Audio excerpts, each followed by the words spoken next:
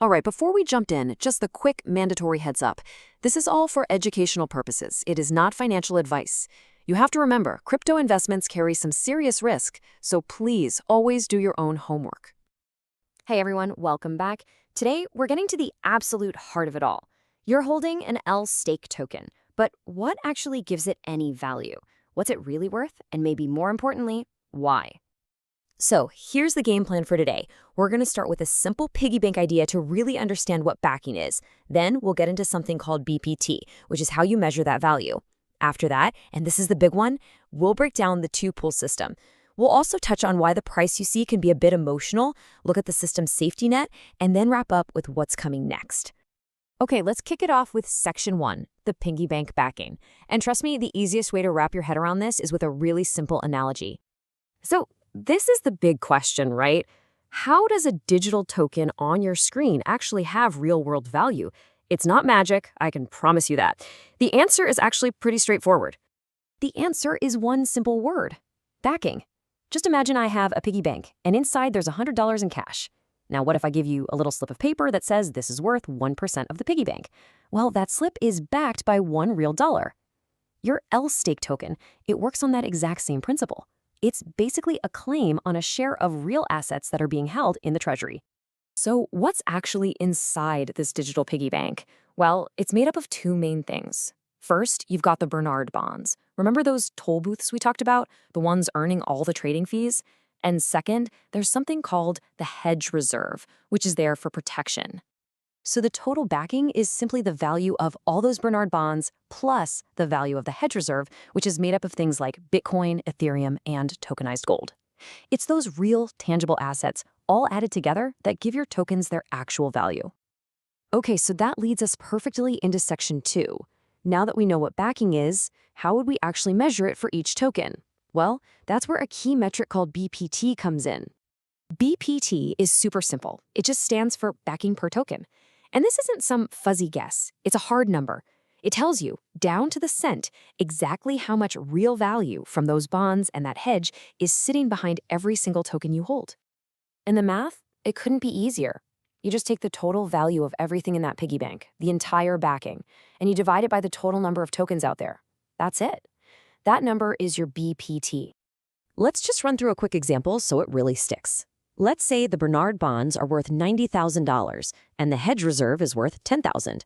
Simple math, that gives us a total backing of $100,000.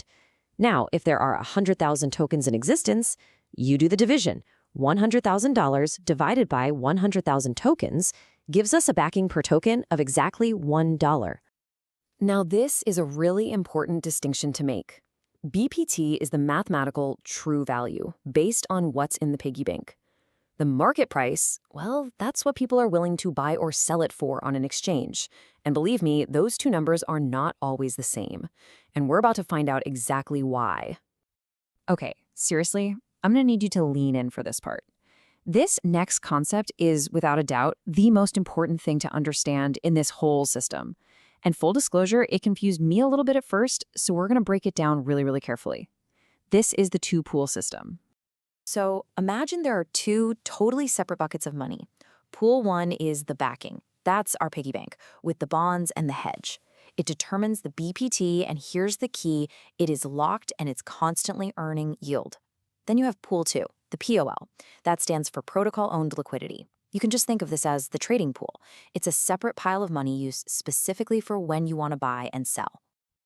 Now, this separation brings up the number one question and the biggest misconception people have. Let's say our friend Alice decides she wants to sell her LStake tokens.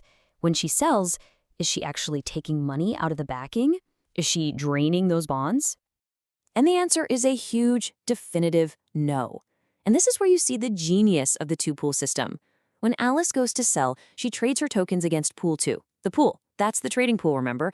It provides the cash for her sale. Meanwhile, Pool 1, the backing, is completely unaffected. It stays locked, untouched, and just keeps on earning yield. I really want this to sink in because it's the whole ballgame. When you trade LStake, you are trading against the POL. The backing stays locked. This means that a bunch of people selling on the open market doesn't actually drain the underlying assets that give your token its real value. This is an absolute game changer. So this perfect separation between the pools naturally leads us to our next point. Understanding why that calculated BPT and the live market price can drift apart. And it really just boils down to a classic battle: math versus human emotions. Just think of it like this. BPT is just cold, hard math. It's the value of the assets divided by the number of tokens. It has no feelings. It doesn't care about fear or greed or hype. The market price, on the other hand, is 100% human emotion. It's driven entirely by what people are willing to pay at any given second, which can be swayed by, well, anything. So what does it mean if the BPT is $1, but the market price is, say, only 95 cents? It literally means people are trading their tokens for less than their actual mathematically backed value. It's like willingly selling your claim to $1 for just 95 cents. Now, the system has some clever tricks to help pull that price back up towards BPT, which we'll get into when we talk about token burns. Okay, let's just take a quick detour and talk about that second piece of the backing we mentioned, the hedge. What exactly is its job? Well, you can think of it as the system's safety net. The hedge reserve holds a mix of assets like Bitcoin, Ethereum, and tokenized gold. And the whole point is diversification. See, bonds are fantastic, but, nothing goes up in a straight line forever. So by holding different types of assets, the system adds another layer of protection. If the bonds are having a slow week, maybe Bitcoin is ripping. If all of crypto's down, gold is often stable or even goes up. It's all about trying to smooth out the ride. All right, let's tie this all together. What are the key things to remember? 1. Your tokens have value because they are backed by real yield-earning assets. 2.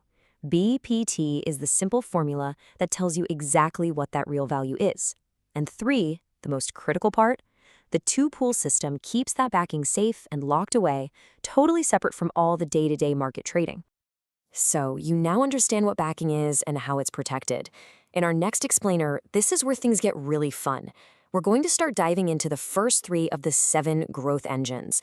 These are the actual mechanisms designed to make that BPT number climb over time. We'll be covering bond yields, hedge appreciation, and token burns. You don't want to miss it. Thanks so much for watching. And as always, please remember this is all for educational purposes. It's not financial advice. Crypto is a high-risk world, so you have to do your own research. We'll see you in the next one.